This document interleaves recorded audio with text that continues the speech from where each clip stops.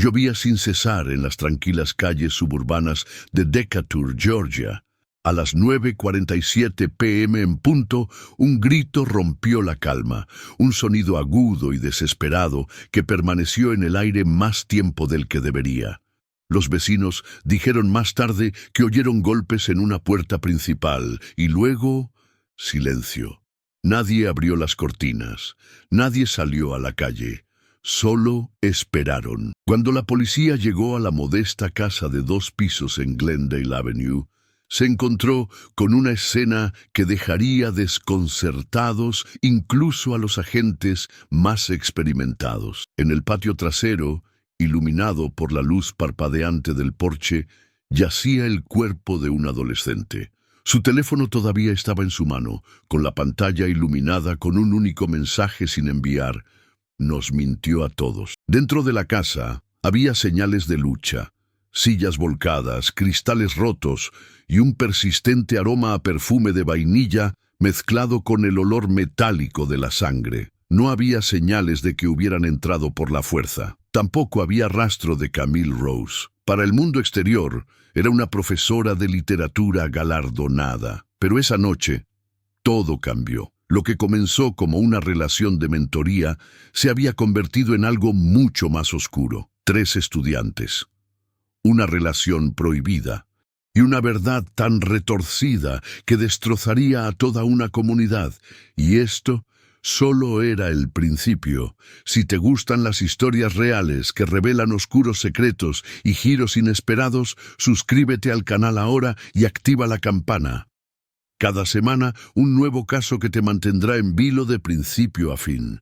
No te pierdas el próximo, podría ser aún más inquietante que este. Camille Rose siempre había sido el tipo de profesora que los alumnos recordaban. A sus 34 años, tenía una presencia elegante, voz tranquila, mirada penetrante y un aura que combinaba autoridad y calidez. Enseñaba literatura americana en el Instituto Central High School, y su clase era el único lugar donde incluso los alumnos más inquietos se sentaban quietos.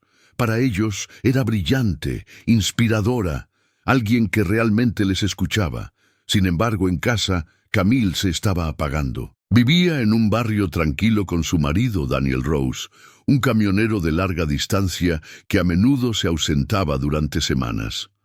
Su matrimonio había comenzado con promesas, novios desde la universidad, sueños de viajar, vino a altas horas de la noche en el balcón, pero la vida se volvió ruidosa y el amor se apagó.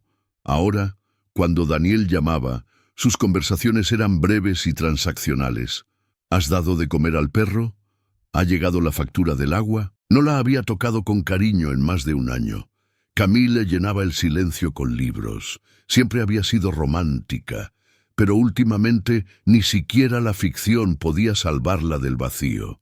Se quedaba hasta tarde en la escuela, fingiendo ponerse al día con las calificaciones, solo para evitar el silencio de su casa en penumbra. Sus ojos, antes tan vivos, se apagaban con cada día que pasaba. Sus alumnos le daban algo que su marido ya no le daba: atención.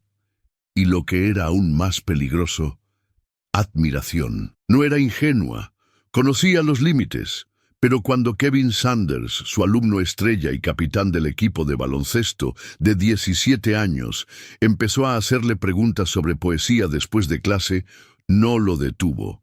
Era seguro de sí mismo, encantador, y la hacía reír como Daniel no lo había hecho en años. Luego estaba Malik Johnson, ruidoso, seguro de sí mismo y profundamente inseguro. Se quedaba después de clase con la excusa de que necesitaba ayuda con los deberes. Sus cumplidos se disimulaban bajo bromas y sus miradas se prolongaban demasiado. Camille sabía que esa atención no estaba bien, pero también era adictiva. Y por último estaba Ethan Rivera. Callado, intelectual, amable, se quedaba solo para hablar de libros. Nunca coqueteaba, nunca la tocaba.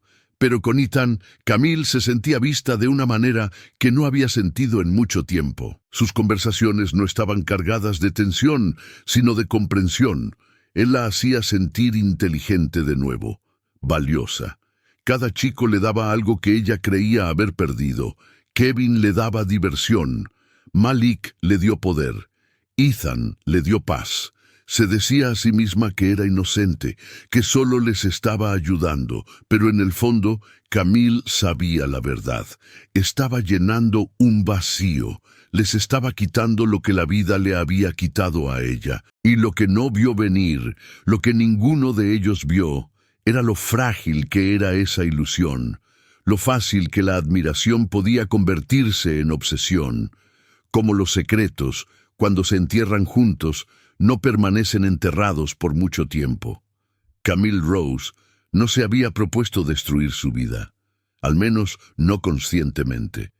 En su mente solo intentaba sentir algo, cualquier cosa, de nuevo. Tras una década de matrimonio que se había marchitado en silencio y rutina, estaba desesperada por recordar quién había sido antes de la soledad, antes del entumecimiento, antes de que cada mañana se sintiera como arrastrarse a través de la niebla. Quería volver a sentirse viva. Todo empezó con Kevin Sanders. Kevin era uno de esos alumnos que los profesores recuerdan mucho tiempo después de la graduación. Sonrisa brillante, ingenio rápido, personalidad magnética. Era el tipo de chico que animaba los pasillos cuando pasaba por ellos. En clase no era el mejor alumno, pero se esforzaba y se fijó en Camille, no solo como profesora, sino como mujer. Fue durante una sesión de tutoría cuando las cosas cambiaron. Camille se quedó hasta tarde para ayudar a Kevin a prepararse para un examen. Él apareció sin libros, pero con su encanto habitual. Bromeó diciendo que ella era la única razón por la que había venido a clase. Ella se rió de verdad, por primera vez en semanas, y cuando él le dijo, «Debería sonreír más, señorita Rose. Es preciosa cuando sonríe». Algo dentro de ella se rompió. No le regañó, no le rechazó. En cambio, sonrió. A partir de ese momento, las clases particulares se convirtieron en su ritual. Se reunían 2 veces por semana después de clase en su aula, siempre a solas. Lo que comenzó como ayuda académica se transformó en largas conversaciones sobre la vida, su futuro, su pasado. Él empezó a abrirse y a hablar de sus miedos, la universidad, la presión, su padre ausente. Camille le escuchaba como nadie lo había hecho antes, y él se aferró a esa atención. Se dijo a sí misma que era mentoría, que le estaba ayudando, que no era nada personal, pero lo era. Camille empezó a vestirse de forma diferente los días que sabía que iba a verle. Se ponía el perfume que Daniel le había dicho una vez que le recordaba a cuando se conocieron. Se arreglaba el pelo, se pintaba los labios. Pequeñas cosas, inofensivas, se decía a sí misma. Entonces Kevin la besó. Ella no le detuvo. Fue torpe, imprudente, incorrecto y electrizante. En ese instante, todas las líneas se difuminaron. Camille se convirtió en otra persona, alguien atrevida, deseada, peligrosa. El beso rompió su mundo. Ya no era solo una profesora o una esposa. Estaba viva y quería más. Pero Kevin no era el único que la observaba. Malik Johnson había notado el cambio. Siempre era ruidoso, siempre se reía, pero últimamente sus ojos se quedaban fijos en ella demasiado tiempo. Empezó a aparecer después de clase, ofreciéndose a ayudarla a llevar cosas, fingiendo que necesitaba ayuda con unos trabajos que ni siquiera había empezado. Al principio, Camille no le dio importancia, hasta el día en que ella y Kevin estaban en su clase y Malik entró sin avisar. La expresión de su rostro lo decía todo. Lo sabía. Después de eso, Malik se volvió más atrevido. Coqueteaba abiertamente, desafiaba a Kevin con pullas apenas veladas en clase. Quería la atención de Camille y no era sutil al respecto. Una tarde, cuando Camille intentó despedirlo después de clase, él se acercó y le dijo, «No actúes como si no me vieras». Ella se sintió atrapada. Su mente gritaba que no, pero su cuerpo se paralizó. Cuando él la besó, fue un beso brusco, urgente, y ella no lo apartó. La culpa llegó después. Camille se dijo a sí misma que había sido un error, que se acabaría, que ella seguía teniendo el control.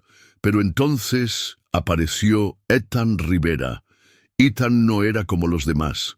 No coqueteaba, no buscaba llamar la atención. Se quedaba después de clase porque realmente quería hablar de literatura. Se sentaba frente a ella, inclinándose hacia adelante, escuchando como si sus palabras importaran. Le hacía preguntas sobre libros, sobre la vida, sobre sueños. Camille se encontró abriéndose a él más de lo que jamás había hecho con Daniel. Su conexión era más profunda, más lenta, más segura. Una tarde lluviosa, después de pasar una hora discutiendo sobre una novela sobre el amor prohibido, él le tocó la mano. No fue por accidente, ella no se apartó.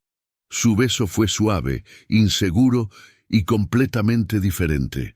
Con Kevin sentía emoción, con Malik peligro, pero con Ethan se sentía comprendida. A esas alturas, la vida de Camille se había convertido en un castillo de naipes, un respiro, un paso en falso, y todo se derrumbaría. Pero no podía parar. La atención, el deseo, la sensación de volver a ser querida, se habían convertido en su oxígeno. Ya no estaba sobreviviendo, estaba volando, y no tenía ni idea de lo lejos que sería la caída. Durante un tiempo, Camille se convenció a sí misma de que tenía todo bajo control, que las líneas que había cruzado podían volver atrás, que lo que tenía con Kevin, Malik y Ethan existía en mundos separados, compartimentos perfectamente aislados entre sí. Era cuidadosa, lo suficiente como para espaciar las citas, borrar mensajes y evitar llamar la atención innecesariamente. Pero el control era una ilusión, y las ilusiones siempre se rompen. La primera grieta vino de Kevin. Antes alegre y coqueto, empezó a cambiar. Se volvió posesivo, celoso de una forma que parecía peligrosa. Cuando Camille canceló una sesión de tutoría por una reunión del profesorado, Kevin apareció fuera de la sala de profesores, esperando. Había desaparecido su sonrisa. «Me estás evitando», dijo con los ojos penetrantes y la voz baja. Camille intentó calmar la tensión, explicándole que no era nada personal, pero Kevin no se lo creyó. «Estás viendo a otra persona», murmuró, y se marchó antes de que ella pudiera responder. Esa fue la primera vez que Camille sintió miedo, no solo culpa, sino miedo de verdad. Kevin siempre había sido encantador, pero había una intensidad detrás de sus ojos que ella no había visto antes. Entonces Malik empezó a comportarse de forma extraña. Se volvió impredecible, aparecía en momentos extraños, enviaba mensajes de texto a altas horas de la noche, exigía verla, odiaba que lo ignoraran. Cuando Camille dejó de responder a sus mensajes, comenzó a enfrentarla en la escuela, en los pasillos, en el estacionamiento, una vez incluso durante la clase, con el pretexto de que necesitaba ayuda con un proyecto. Su tono había pasado de ser juguetón a acusador, y el brillo en sus ojos ya no era diversión, era desafío.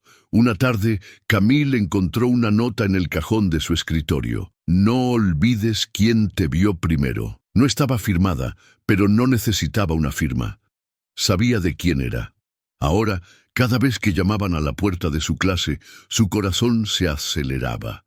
Y entonces, silenciosamente, Ethan empezó a alejarse. Se volvió retraído, distraído. Durante sus conversaciones, que antes eran tan apreciadas, se quedaba mirando por la ventana y hablaba a medias. Camille le preguntó si le pasaba algo. Él se encogió de hombros. «Solo estoy cansado», respondía. Pero Camille notaba el cambio, y lo que era peor, veía sospecha en sus ojos. Estaba atando cabos. Las paredes se estaban cerrando.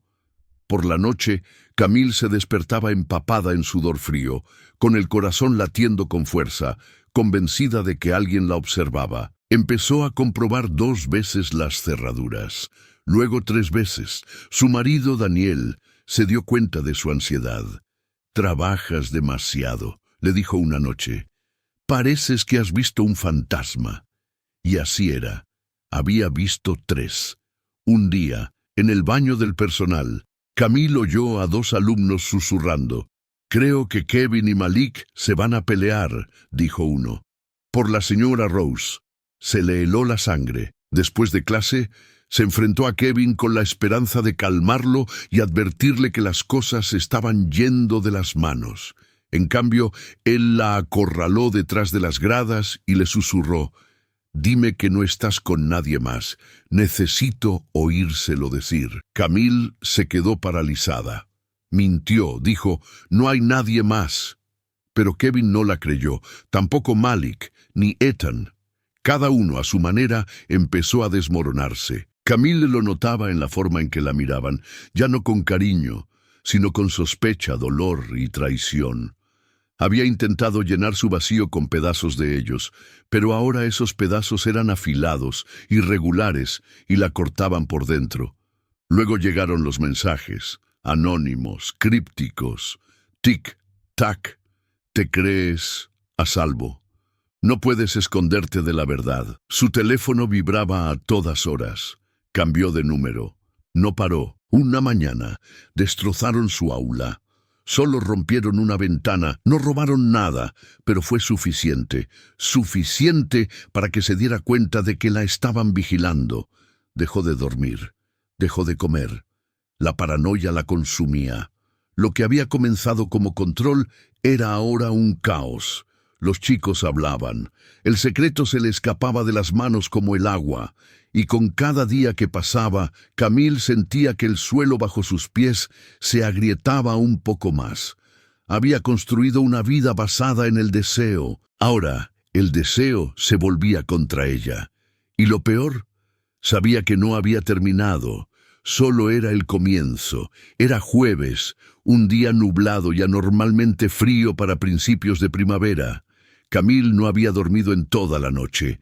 Le ardían los ojos por el cansancio y sus pensamientos giraban como un tío vivo del que no podía bajarse. Algo había cambiado. Algo se avecinaba. Lo notaba en la forma en que los alumnos la miraban fijamente, en la forma en que sus compañeros le esbozaban sonrisas forzadas y educadas, pero no le hacían preguntas. Los rumores habían empezado a filtrarse. Susurros en los pasillos, miradas extrañas en la sala de profesores. Alguien había hablado, pero ella no sabía quién. Esa mañana, el director Howard Green la llamó a su despacho. Su tono era informal, pero a Camille le latía con fuerza el corazón durante todo el trayecto. Le indicó que se sentara. «Hemos recibido algunos comentarios preocupantes», comenzó, eligiendo sus palabras con cuidado, «sobre un comportamiento inapropiado con los alumnos». Se le heló la sangre. No dio nombres. No hacía falta. Camille lo negó todo, con calma, con profesionalidad. «Trato a todos mis alumnos por igual», dijo. «Nunca he cruzado la línea». El director Green asintió, sin estar del todo convencido, y le dijo que se tomara el resto del día libre, por seguridad. No era una suspensión. No oficialmente, pero lo parecía. Cuando salió del edificio, Kevin estaba de pie al borde del aparcamiento con los brazos cruzados. Su expresión era indescifrable. Detrás de él, Malik se apoyaba en las gradas. Camille sintió un nudo en el estómago. Lo sabían. Y lo peor, habían empezado a enfrentarse entre ellos. Esa noche, todo se desmoronó. Hacia las 7:20 de la tarde, Camille estaba en casa, acurrucada en el sofá, tratando de calmar la tormenta que se desataba en su pecho. Su marido, Daniel, todavía estaba de viaje y no volvería hasta dentro de unos días. La casa estaba en silencio, salvo por el murmullo de la televisión. Entonces llamaron a la puerta. 3 golpes cortos y secos. Camille dudó. No esperaba a nadie. Lentamente se acercó a la puerta y miró a través de la cortina. Kevin abrió un poco la puerta. «¿Qué haces aquí?», susurró. «Tengo que hablar contigo», dijo él con ojos desesperados. «Por favor». En contra de su mejor juicio, lo dejó entrar. Él caminaba de un lado a otro del salón, agitado, pasándose las manos por el pelo. «Te van a arruinar», dijo. «Malik se lo está contando a todo el mundo, lo está contando todo, y Ethan, creo que él también lo sabe». Camille intentó mantener la calma. «Kevin, tenemos que parar esto todo». Pero Kevin no la escuchaba. Sus palabras se volvieron erráticas, su tono inestable. «Te amaba», murmuró. «Fuiste la primera.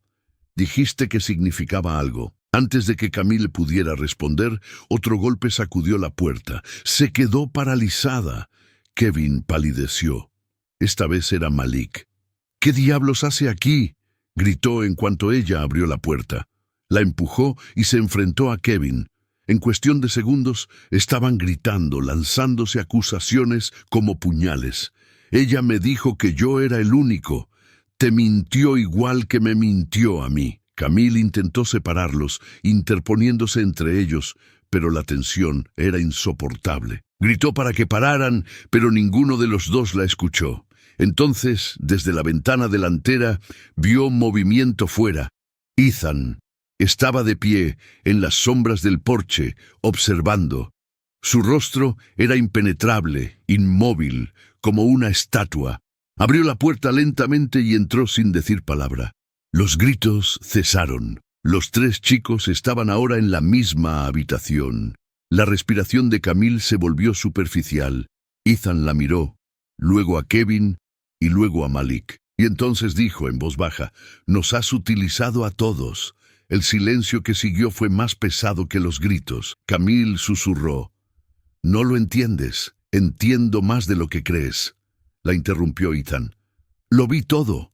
Sacó su teléfono. Se reprodujo un vídeo, un clip borroso, Camille besando a Kevin en su clase, otro, de ella con Malik, el último, una grabación de una conversación entre ella y Ethan, solo unos días antes, cuando ella le había susurrado que deseaba que las cosas fueran diferentes.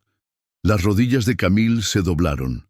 La habían descubierto, no solo por rumores, no por habladurías, por pruebas. La sala volvió a estallar. Kevin se abalanzó sobre Ethan. Malik lo empujó hacia atrás y se desató una pelea. Camille gritó e intentó separarlos, pero alguien golpeó la mesa. Una lámpara se estrelló contra el suelo. Un vaso se rompió. En el caos, Ethan tropezó hacia atrás y se golpeó la cabeza con la esquina de un armario. No se movió. Todos se quedaron paralizados. La sangre se acumulaba lentamente bajo su sien. Kevin dio un paso atrás, con la mano temblorosa. Malik miró horrorizado. Camille cayó de rodillas. «Llama al 911», gritó. Kevin corrió. Malik lo siguió. Camille se quedó.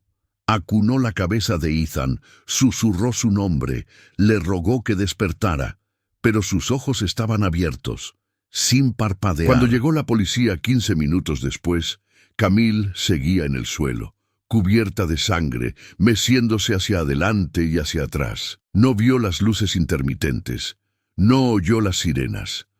Lo único que oía era la voz de Ethan, resonando en su mente.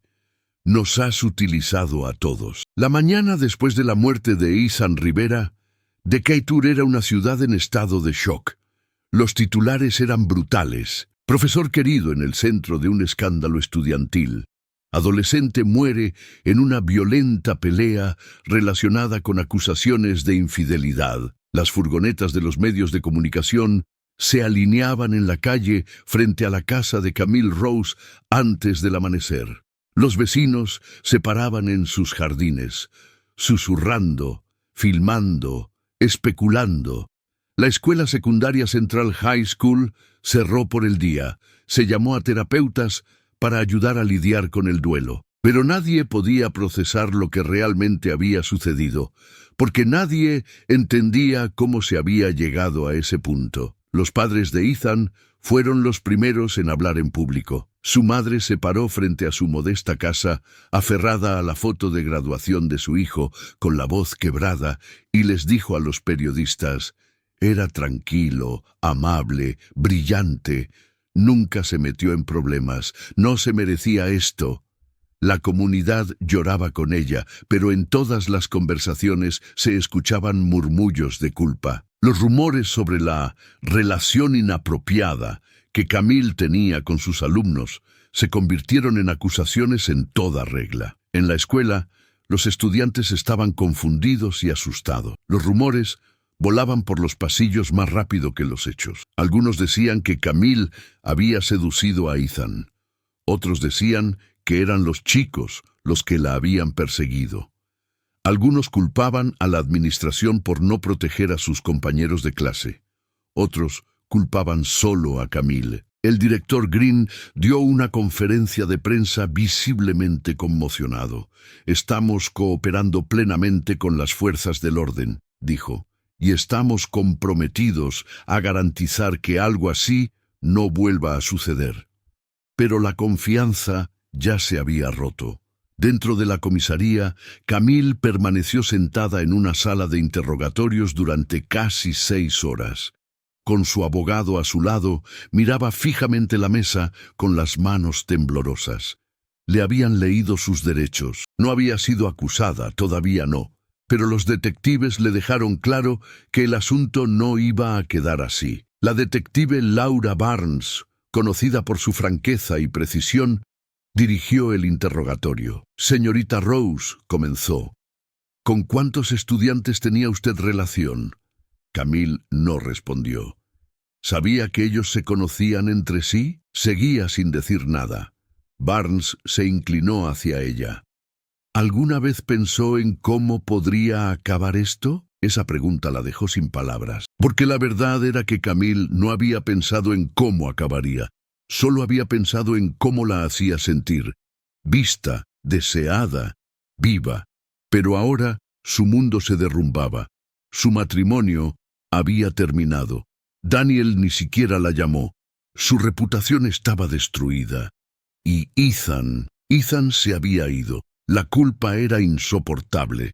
De vuelta en la escuela, Kevin y Malik fueron interrogados y suspendidos temporalmente. Sus nombres se filtraron en Internet y en cuestión de horas, sus cuentas en las redes sociales se inundaron de amenazas, mensajes de odio y muestras de simpatía de quienes creían que habían sido manipulados. Sus padres contrataron abogados. Su futuro era incierto. Les retiraron las ofertas para la universidad. Sus amigos desaparecieron. Malik dejó de asistir a los eventos escolares. Kevin, que antes era el alma de los pasillos, ahora caminaba con la cabeza gacha. Ya no eran los chicos populares, eran parias. El funeral de Ethan se celebró una semana después. Acudieron cientos de personas, estudiantes, profesores, periodistas. A Camille no se le permitió acercarse a menos de 15 metros de la iglesia. Vio la retransmisión en directo desde un pequeño televisor en el centro de detención del condado. Llevaba un mono gris y escuchó el discurso fúnebre del hermano mayor de Ethan, que dejó la sala en silencio. «Quería ser escritor», dijo. Le encantaban las historias, pero le robaron la historia de su vida. Camille sollozaba. En privado, el consejo escolar se reunió para discutir políticas, seguridad y supervisión. ¿Cómo es que nadie había visto las señales? ¿Por qué nadie había dado un paso al frente antes? Se volvió a formar a los profesores, se entrevistó a los alumnos, la comunidad exigía responsabilidades, pero el daño ya estaba hecho. Camille fue suspendida sin sueldo. Se inició inmediatamente una investigación formal sobre su conducta. Sus colegas, que antes eran amables y la apoyaban, ahora evitaban mencionar su nombre. La borraron, la eliminaron de las listas de clase y de las páginas del profesorado. Su casa fue vandalizada 2 veces. Le rompieron las ventanas. Le pintaron las palabras «monstruo» y «depredadora» en el garaje. Dejó de abrir la puerta. Dejó de encender las luces. Vivía en las sombras, atormentada por todo lo que no podía deshacer. Lo más doloroso era saber que Ethan había creído en ella. Él había confiado en ella. Su conexión había sido diferente. Ella no había querido hacerle daño, pero sus acciones habían borrado todas las líneas hasta que nada tenía sentido ya, ni para ella, ni para ellos, ni para nadie. El detective Barnes declaró a los medios de comunicación: "Este es uno de los casos más inquietantes que he visto. No se trata solo de relaciones inapropiadas. Se trata de poder, manipulación y consecuencias. Y las consecuencias llegaron para todos. Para la familia de Ethan, un hijo enterrado demasiado joven. Para Kevin y Malik, reputaciones destruidas, futuros robados. Para Camille, una carrera en cenizas, una vida en ruinas.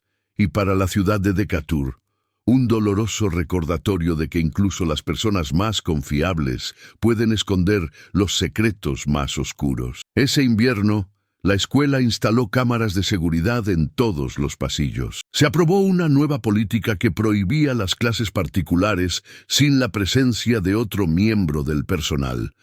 Pero nada de eso trajo de vuelta a Ethan.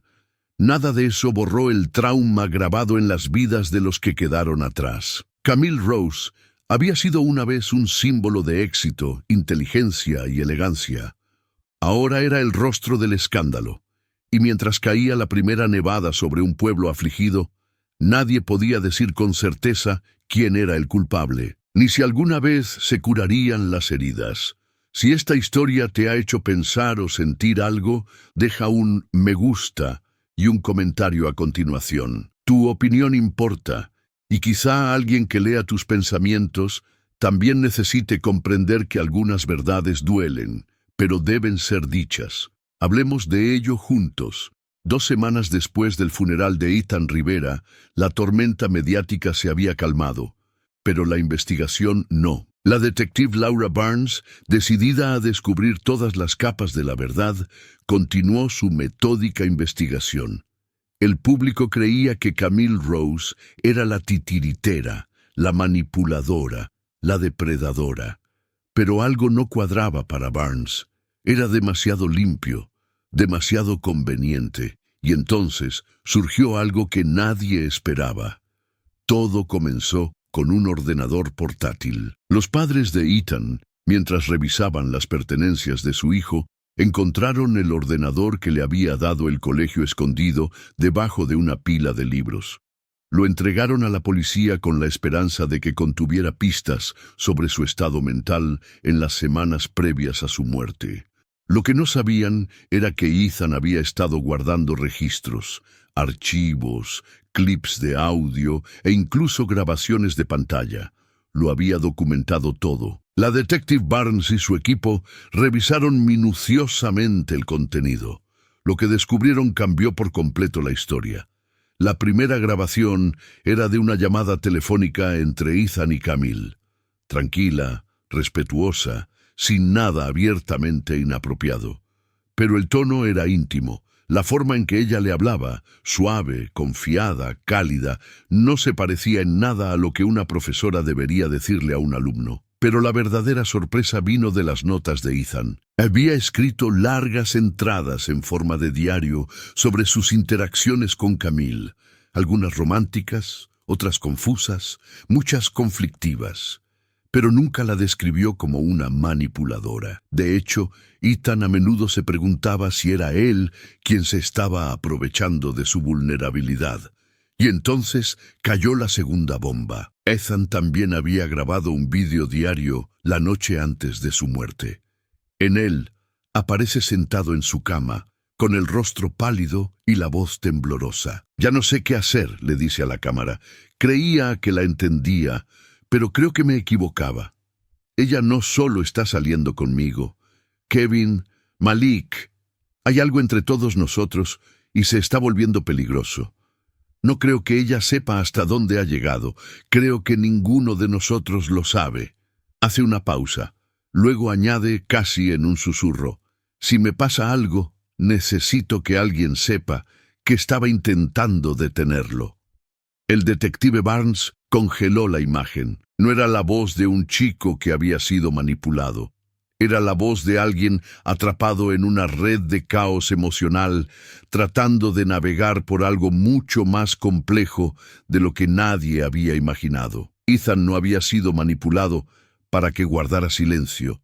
Había elegido callar porque se preocupaba por Camille y a su manera quería protegerla. Pero la pieza final que lo cambió todo vino de una fuente inesperada: Vanessa Hart. Vanessa, una periodista local con fama de indagar más allá de los titulares, había seguido la historia desde el primer día. Cuando se enteró de las grabaciones, se puso en contacto con Barnes para pedirle acceso. Barnes se negó al principio, pero Vanessa no se rindió. Ya había descubierto algo por su cuenta. Una cámara de seguridad de una gasolinera cercana a la casa de Camille captó una figura la noche del incidente. Alguien que huía de la residencia de los Rose a las 9:58 p.m. No era Kevin, y tampoco era Malik. Era un cuarto estudiante, Tyrell Owens, un estudiante de tercer año que pasaba desapercibido, callado, con talento académico y sin conexión conocida con Camille. Pero él y Ethan habían sido amigos íntimos. Vanessa encontró una publicación en el blog privado de Tyrell, borrada pero archivada, que insinuaba un profundo resentimiento. Ella le dio todo a Ethan. Yo era invisible. Barnes sacó los expedientes escolares. Tyrell había sido alumno particular de Camille mucho antes de Ethan, Kevin o Malik. Nunca había habido ningún indicio de nada inapropiado. Pero la conexión estaba ahí, y también el motivo. Llevaron a Tyrell para interrogarlo. Negó haber estado cerca de la casa esa noche, hasta que vio las imágenes. Se derrumbó. No quería hacer daño a nadie, dijo con lágrimas corriendo por su rostro. Solo quería que ella me viera. Sabía que Ethan iba a enfrentarse a ella y quería impedirlo. Quería estar allí, pero cuando llegué estaban todos peleando. Entré en pánico, corrí. No había tocado a Ethan, pero había estado allí y no se lo había contado a nadie. Barnes ahora tenía 4 chicos, una profesora y una historia mucho más enredada de lo que jamás hubiera imaginado. La narrativa ya no era en blanco y negro. Camille no solo había seducido a sus alumnos, sino que se había desmoronado emocionalmente, creando vínculos que no podía manejar y formando conexiones que se habían salido de control. Algunos chicos la querían, otros la envidiaban. Algunos querían salvarla, otros querían castigarla. ¿Y Ethan? Había intentado darle sentido a todo. Había intentado ponerle fin, pero acabó pagando el precio. La detective Laura Barnes se quedó en su oficina hasta bien entrada la noche, viendo una vez más el vídeo de Ethan Rivera. Cada palabra que pronunciaba, cada respiración, dibujaba el retrato de un joven agobiado por secretos demasiado pesados para alguien de su edad. Había empezado este caso convencida de que Camille Rose era una depredadora, pero ahora esa certeza se había resquebrajado, y Vanessa Hart tampoco estaba dispuesta a dejar que la historia quedara en el olvido. A la mañana siguiente, la periodista publicó un artículo titulado «El profesor, el adolescente y la verdad que nadie quería ver». No defendía a Camille, pero tampoco la condenaba. Planteaba preguntas reales. ¿Cómo la vulnerabilidad emocional difumina los límites entre el bien y el mal? ¿Qué sucede cuando la responsabilidad adulta se enfrenta a la obsesión adolescente? El artículo se hizo viral. Algunos lectores exigieron que Camille fuera encerrada para siempre. Otros comenzaron a ver algo diferente. Una mujer que había tomado decisiones terribles e inexcusables, sí, pero que también se había ido desmoronando bajo el peso de su propio aislamiento emocional. Vanessa recibió una avalancha de correos electrónicos después de la publicación del artículo. Uno de ellos destacó entre todos. Era de la señora Alicia Monroe, una consejera escolar jubilada que había trabajado con Camille al principio de su carrera. Hace años vi algo en ella, decía el correo electrónico. Era brillante pero solitaria, no tenía límites, no porque fuera maliciosa, sino porque siempre estaba buscando algo. Atención, un propósito, amor, tal vez. Nadie intervino nunca. Barnes llamó a Monroe esa tarde. Su conversación lo cambió todo. Monroe había señalado las interacciones de Camille con los estudiantes años atrás, no por conducta física inapropiada, sino por una dependencia emocional excesiva. Se acercaba demasiado, dijo Monroe. Desdibujaba la línea entre mentora y amiga. Presenté informes, no sirvió de nada. Esos informes habían desaparecido del expediente personal de Camille. Barnes reabrió los expedientes escolares de Camille.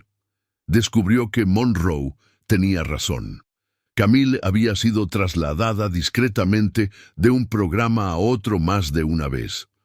No como castigo, sino para mantenerla fuera del radar. La administración sabía que algo no iba bien, pero prefirió el silencio al escándalo. Ese silencio puede haberle costado la vida a Ethan. Ahora Barnes no solo investigaba a Camille, investigaba a la institución que la había protegido, facilitado su trabajo e ignorado las advertencias hasta que fue demasiado tarde. Mientras tanto, Camille permanecía en una celda, ajena a los cambios que se producían fuera de sus paredes. Su abogado la visitaba a diario. Al principio se negaba a hablar. Estaba avergonzada, destrozada, agotada. Pero a medida que llegaban noticias sobre Tyrell Owens, sobre las grabaciones de Ethan, sobre los informes desaparecidos, empezó a comprender algo crucial. Ya no se trataba solo de ella. Se trataba de todos los sistemas que habían fallado. Su matrimonio, su colegio, sus supervisores, ella misma. Vanessa Hart solicitó una entrevista. Camille aceptó. Se reunieron en una sala de entrevistas estéril con paredes grises, las cámaras apagadas. Solo una grabadora y un acuerdo tácito de decir la verdad. No quería hacer daño a nadie, dijo Camille con un hilo de voz. No me desperté un día y decidí destruir a esos chicos. Estaba perdida, estaba vacía, y dejé que ellos me llenaran. Vanessa le preguntó, ¿los querías? No lo sé, respondió Camille. Creo que quería lo que me daban, partes de mí misma que creía perdidas. Pero, ¿amor de verdad? No, no era amor. Era desesperación. La entrevista se convirtió en el eje central del siguiente artículo de Vanessa, que ya no parecía una denuncia, sino una tragedia sin héroes, solo víctimas. Al mismo tiempo, entró en escena un nuevo actor, el abogado Michael Langford, conocido por llevar casos contra juntas escolares por violaciones de los derechos civiles. Representó a la familia de Ethan y anunció una demanda no solo contra Camille, sino también contra la Central High School y el distrito escolar de Decatur. No se trata del fracaso de una sola mujer, dijo Langford en una rueda de prensa. Se trata de un colapso sistémico de la supervisión, la ética y la responsabilidad. La demanda obligó a la escuela a abrir sus archivos. Los memorandos internos revelaron que varios profesores habían expresado su preocupación por la cercanía de Camille con los alumnos varones, en particular con aquellos que tenían dificultades emocionales o académicas. Pero la escuela temía el escándalo. Lo ocultaron. La indignación pública fue inmediata. Los ayuntamientos se volvieron caóticos. Los padres se exigían respuestas. Los alumnos alzaron la voz, algunos defendiendo el carácter de Camille, otros recordando momentos incómodos que habían presenciado. Fue un caos, doloroso, real. La detective Barnes, que antes estaba segura de que Camille sería condenada y olvidada, ahora lideraba un caso que iba mucho más allá de una sola mujer. Su informe al fiscal del distrito incluía no solo las acciones de Camille, sino también la negligencia de la administración durante años. Por primera vez, Camille no estaba sola en el punto de mira. La narrativa estaba cambiando. La gente no la excusaba, pero empezaba a entenderla, y empezaban a ver cuántos otros habían mirado hacia otro lado, habían guardado silencio y habían dejado que todo sucediera. Barnes recomendó que se presentaran cargos no solo contra Camille, sino también medidas disciplinarias contra varios funcionarios de la escuela. El fiscal del distrito acordó presentar cargos por obstrucción por manipulación de expedientes personales.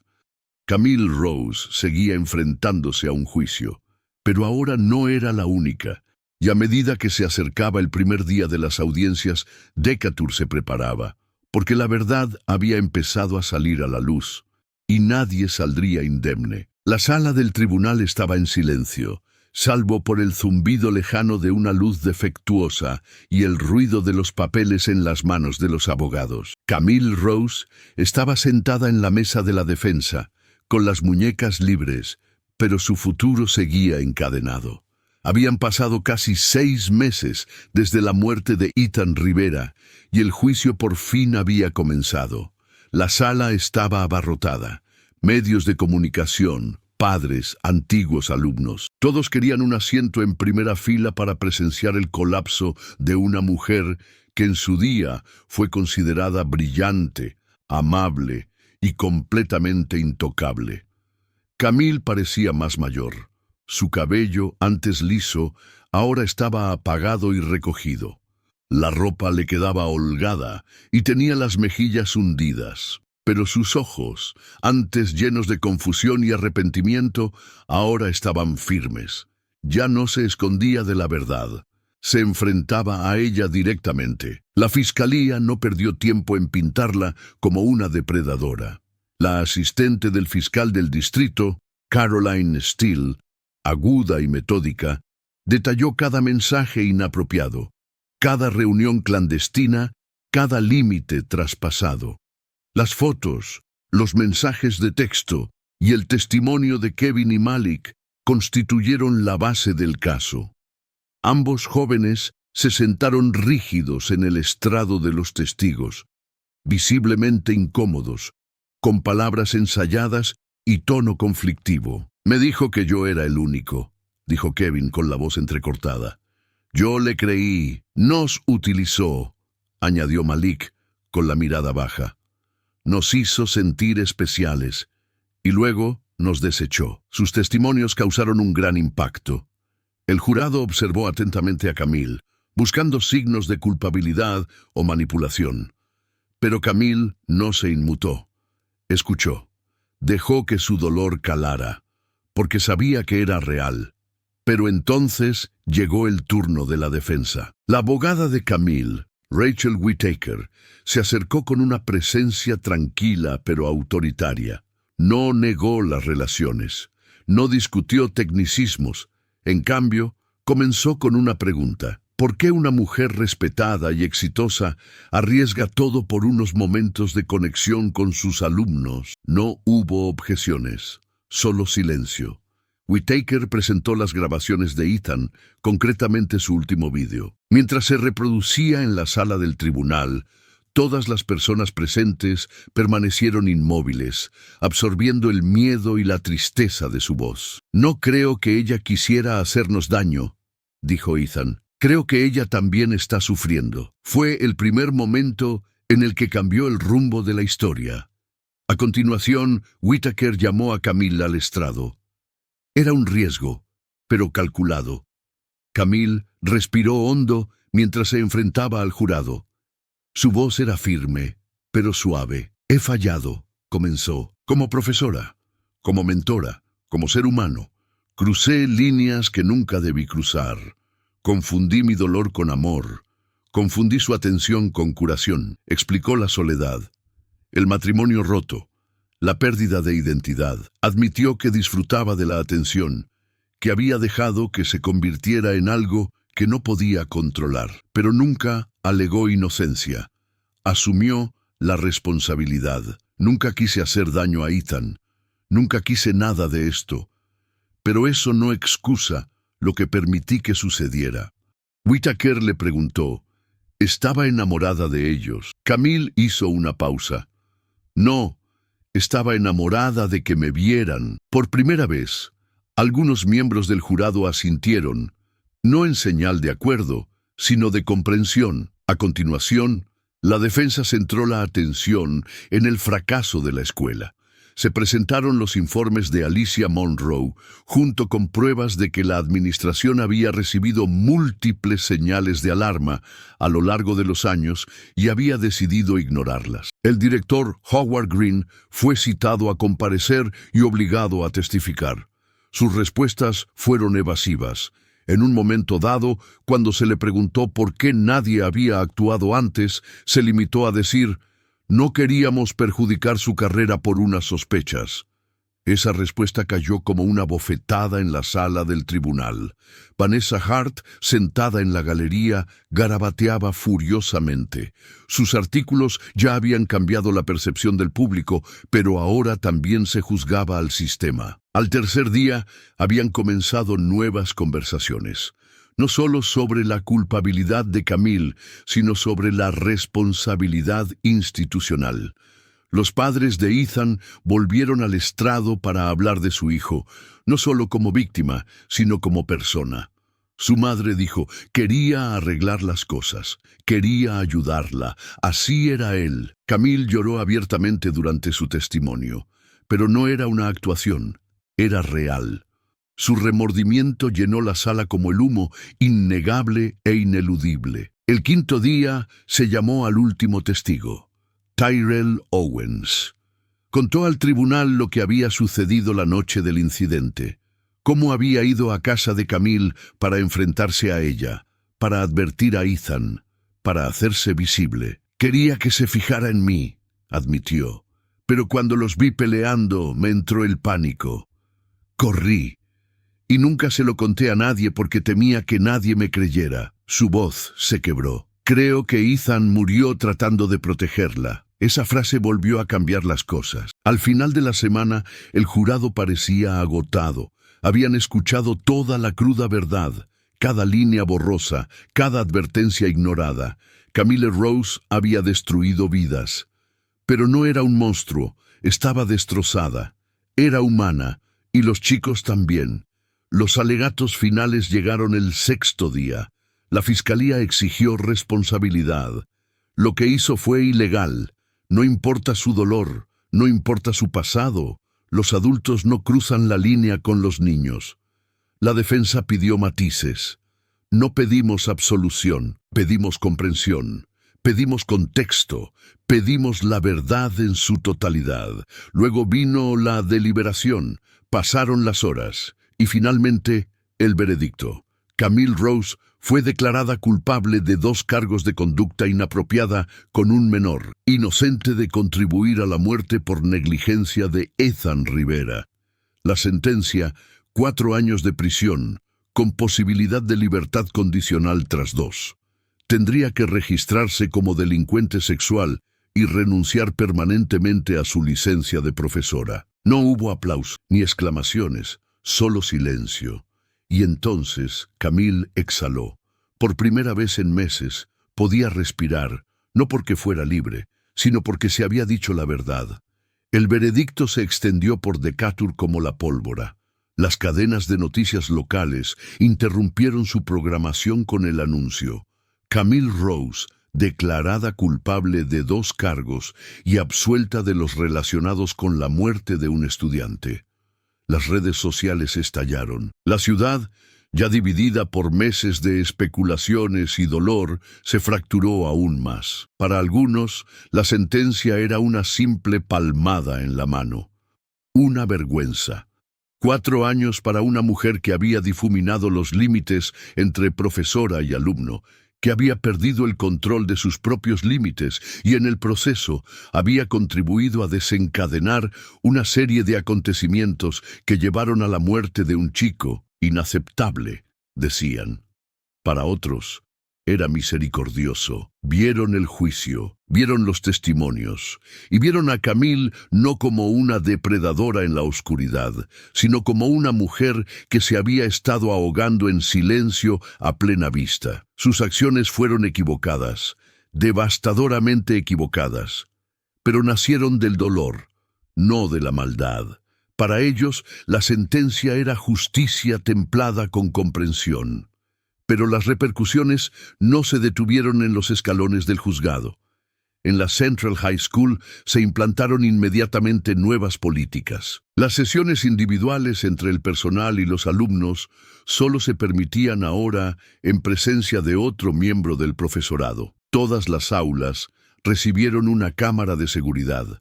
Los profesores debían recibir formación anual sobre límites y ética. Se animaba a los alumnos a denunciar cualquier cosa que les hiciera sentir incómodos. Se instalaron buzones anónimos en todo el campus. El director Howard Green dimitió una semana después del veredicto. Aunque evitó los cargos penales, su legado quedó en ruinas. Durante una última y tranquila reunión del personal, admitió lo que la mayoría ya sabía. Debería haber hecho más. No lo hice, y eso me perseguirá el resto de mi vida. Los alumnos directamente afectados, Kevin, Malik y Tyrell, intentaron volver a algo parecido a la normalidad. Kevin se marchó del estado. Sus padres lo matricularon en una academia privada a varios condados de distancia. Ya no hablaba con los periodistas, sus compañeros de clase, ni siquiera con sus antiguos compañeros de equipo. El que fuera un atleta popular ahora caminaba por los pasillos como un fantasma, tratando de reescribir una versión de sí mismo que no llevara la sombra de Camille Rose. Malik se quedó en Decatur, pero se encerró en sí mismo. Abandonó la mayoría de las actividades extracurriculares. Dejó de hablar en clase. Se le asignó un consejero para que lo visitara semanalmente. Nunca daba respuestas largas, pero en una sesión finalmente dijo: «Solo quiero que esto termine. Solo quiero volver a ser un niño». Tyrell Owens se enfrentó a sus propios demonios.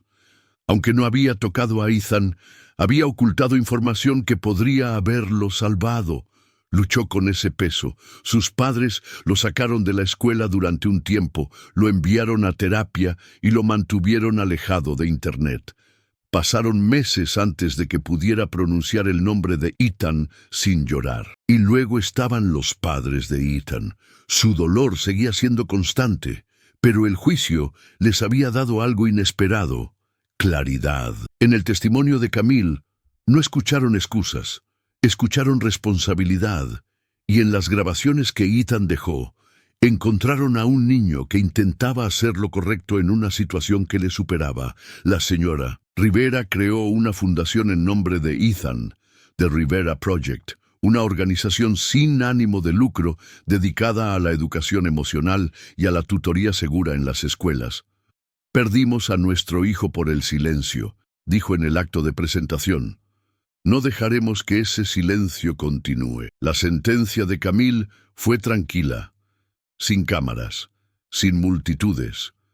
Su marido, Daniel, no apareció. Había solicitado el divorcio poco después de su detención y no había vuelto a hablar con ella desde entonces. La última vez que oyó su voz fue a través de un mensaje de voz, en el que simplemente decía: «Espero que algún día encuentres la paz». Ella no se opuso al divorcio, no quedaba nada por lo que luchar. Cuando llegó al centro penitenciario para mujeres, no lloró, no se inmutó. Entró con la misma resignación tranquila que había mostrado durante meses. Para ella, la cárcel no era el final, sino una especie de ajuste de cuentas. En los meses siguientes, Camille mantuvo un perfil bajo. Se inscribió en terapia. Participó en grupos de debate con otras reclusas sobre la responsabilidad y los límites. Se ofreció como voluntaria en la biblioteca, dando clases particulares a otras reclusas que intentaban obtener el título de secundaria. No intentó defender su pasado, no intentó escapar de él, vivió con él. Vanessa Hart, considerada ahora una voz emergente en el periodismo de investigación, publicó un artículo extenso 6 meses después del juicio titulado «El colapso de Camille Rose». El artículo iba más allá de la sala del tribunal. Exploraba los fallos sistémicos, la cobardía administrativa y las vulnerabilidades emocionales que a menudo se ignoran, especialmente en las mujeres, de las que se espera que sean cuidadoras antes que personas. Le valió un premio de periodismo, pero también desató un debate nacional. Otros educadores dieron a conocer sus propias historias, de agotamiento emocional, de vínculos poco saludables, de falta de supervisión y de apoyo institucional. Escuelas de todo el país reevaluaron sus políticas. Algunas pusieron en marcha controles anónimos para los profesores. Otras implementaron exámenes rutinarios de salud mental para el personal. El caso de Camille se convirtió en un punto de inflexión, una historia con moraleja, una tragedia que obligó a la gente a dejar de ver la mala conducta como algo blanco o negro y a empezar a reconocer los complicados matices grises. En cuanto a Decatur, nunca volvería a ser lo mismo. El nombre de Ethan quedó grabado en una placa conmemorativa fuera de la biblioteca de la escuela. Su historia pasó a formar parte del plan de estudios de las clases de ética. A los alumnos se les enseñó no solo a reconocer el peligro, sino también a alzar la voz, incluso cuando resulta incómodo. Especialmente cuando resulta incómodo. En el primer aniversario de su muerte, se celebró una vigilia con velas. Acudieron cientos de personas. No se mencionó el nombre de Camille, pero su presencia flotaba en el aire como el humo. Invisible, no invitada, inevitable. Desde detrás de los muros de la prisión, Camille vio un reportaje sobre la vigilia en un pequeño televisor de la sala común. Apretó la palma de la mano contra la pantalla mientras las velas parpadeaban entre la multitud. «Lo siento», susurró. Nadie la oyó, pero aún así lo dijo. Y eso importaba más de lo que nadie podría imaginar. Hay algo especialmente devastador en una tragedia que nadie vio venir, sobre todo cuando todas las señales estaban ahí, ocultas a plena vista. La historia de Camille Rose no es solo la de una profesora que traspasó todos los límites de la ética y la legalidad. Es la de las grietas de un sistema diseñado para proteger, pero que con demasiada frecuencia mira hacia otro lado hasta que es demasiado tarde. Es la del silencio que sigue a las verdades incómodas y el poder devastador del abandono, no solo de los estudiantes, sino de los adultos que se supone que deben guiarlos. Camille no se despertó un día y decidió arruinar vidas. Su caída fue gradual, moldeada por años de soledad, abandono emocional y complacencia institucional. Pero eso no hace que sus acciones sean menos dañinas. Estar destrozada no es excusa para destrozar a los demás. Y en su búsqueda por volver a sentirse viva, dañó las vidas que se suponía que debía cuidar. Pero el sistema que la rodeaba también falló. Se ignoraron los informes, se pasaron por alto los patrones. Nadie le preguntó cómo estaba. Nadie se detuvo a preguntarse por qué una educadora que en su día fue brillante había empezado a traspasar los límites de forma tan peligrosa. Y cuando llegaron las consecuencias, no solo la afectaron a ella, sino también a 4 niños que se vieron envueltos en el colapso. Este caso nos obliga a plantearnos preguntas difíciles. Conocemos bien a las personas que enseñan a nuestros hijos. ¿Quién vigila a los vigilantes? ¿Y qué sucede cuando las heridas emocionales no se tratan no solo en los alumnos, sino también en los profesores? La historia de Camille no es una historia de inocencia. Es una historia compleja, porque los monstruos no siempre parecen monstruos. A veces parecen personas que sufren y toman decisiones que conducen a la catástrofe. La verdad es que en esta historia no hay ganadores, solo pérdidas. Ethan Rivera perdió la vida tratando de ser la voz de la razón en una situación que se le fue de las manos. Kevin y Malik perdieron su inocencia, su reputación y una parte de su juventud que nunca recuperarán. Tyrell perdió a su mejor amigo y la creencia de que guardar silencio le mantendría a salvo. Camille perdió su identidad, su carrera y la versión de sí misma que una vez creyó intocable. Y la ciudad de Decatur perdió su sensación de seguridad. Pero de las cenizas de esa pérdida surgió algo más: la conciencia, la voluntad de ver lo que antes se había ignorado. Comenzaron las conversaciones, en las aulas, en los hogares, en los consejos escolares. Conversaciones sobre el consentimiento, el poder, la vulnerabilidad y la salud mental. Conversaciones que habían esperado demasiado tiempo para ser pronunciadas. La historia de Camille Rose es una tragedia, pero si somos lo suficientemente valientes como para aprender de ella, no tiene por qué ser en vano. Camille Rose cumplió 2 años de su condena de 4 antes de obtener la libertad condicional anticipada por buen comportamiento. Salió de la cárcel más callada, más delgada y casi irreconocible. No había cámaras esperándola, ni periodistas, solo el ruido sordo de la puerta al cerrarse detrás de ella y el peso de un mundo que había seguido adelante sin ella. Se mudó a un pequeño pueblo a 2 estados de distancia, con un nombre diferente, registrada según lo exigido, sin enseñar, sin contacto con menores. Sus días se volvieron sencillos: madrugadas, trabajo a tiempo parcial en una librería, tardes sola en un apartamento de una habitación. La mujer que una vez dirigía un aula ahora vivía recluida en sí misma. Pero no huyó de su pasado. Vivió con él. Cada carta de la Junta de Libertad Condicional le recordaba quién había sido. Cada control obligatorio la obligaba a enfrentarse al daño que había dejado atrás. No buscaba el perdón, no esperaba la redención, solo quería no hacer más daño. En Decatur, el proyecto Rivera se expandió.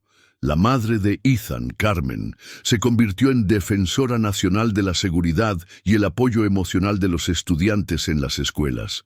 Su voz, antes quebrada por el dolor, se convirtió en una fuerza para el cambio.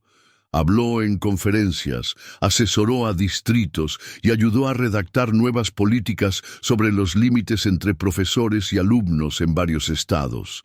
La Central High School sufrió un cambio completo de dirección. Se contrataron nuevos orientadores. Las herramientas de denuncia anónima se convirtieron en algo habitual. El pasillo antes oculto, donde Camille y sus alumnos se reunían, se remodeló para convertirlo en un centro de bienestar, donde los alumnos podían hablar libremente con profesionales cualificados. Kevin Sanders obtuvo el GED y comenzó a asistir a clases en un colegio comunitario con un nuevo nombre. Todavía no habla en público, pero sus amigos dicen que está trabajando para convertirse en consejero, con la esperanza de ayudar algún día a niños como el que él era. Malik Johnson encontró consuelo en la terapia y finalmente se reincorporó a una liga de fútbol local. Sus entrenadores dicen que es callado pero concentrado. No le gusta hablar de lo que pasó, pero está presente. Y a veces, el simple hecho de estar presente es una forma de progreso. Tyrell Owens volvió a la escuela con el apoyo de su familia y la comunidad.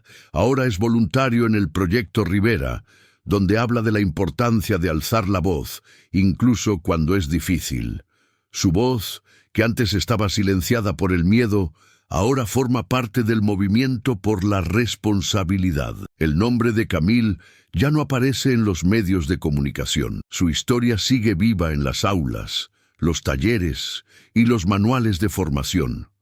Pero su rostro está ausente. Y quizá ese sea el final más adecuado para una historia como la suya, porque en realidad nunca se trató solo de ella. Se trataba de lo que ocurre cuando reina el silencio, cuando desaparecen los límites, cuando el dolor permanece callado durante demasiado tiempo. Y en los espacios donde se contó esta historia, el cambio finalmente comenzó a crecer. En silencio, deliberadamente y con mucho retraso. Ahora que has escuchado toda la historia, queremos saber tu opinión. ¿Se hizo realmente justicia en el caso de Camille Rose? ¿Crees que su sentencia reflejó la gravedad del daño causado o la complejidad de la situación? ¿Era ella una villana, una víctima o algo intermedio? Cuéntanos tu opinión en los comentarios a continuación. Comparte tus pensamientos, tus teorías, tus sentimientos. Leemos todos y cada uno de ellos y sabemos que esta comunidad tiene ideas muy valiosas. Este caso no se trata solo de una mujer o 3 estudiantes. Se trata de lo que sucede cuando la comunicación falla, cuando las instituciones guardan silencio y cuando las necesidades emocionales se ignoran hasta que se vuelven peligrosas. ¿Creéis que las escuelas están haciendo lo suficiente para proteger tanto a los estudiantes como a los profesores de este tipo de enredos emocionales? ¿Alguna vez habéis visto una situación como esta en la vida real? ¿Qué habríais hecho vosotros de forma diferente si hubierais estado en su lugar? Esta historia puede haber terminado, pero las conversaciones que ha suscitado apenas están comenzando. Así que comentad a continuación y, si este vídeo os ha hecho pensar o sentir, compartidlo con alguien que también necesite escucharlo. Alguien que cree en la verdad, en la justicia y en aprender de los capítulos más oscuros. Y no lo olvides. Suscríbete al canal y activa las notificaciones. Cada semana te traemos una nueva historia, verdadera, inquietante e inolvidable. Historias que no solo entretienen, sino que nos desafían a mirar más allá. Porque a veces las historias más perturbadoras son las que casi suceden en la puerta de al lado.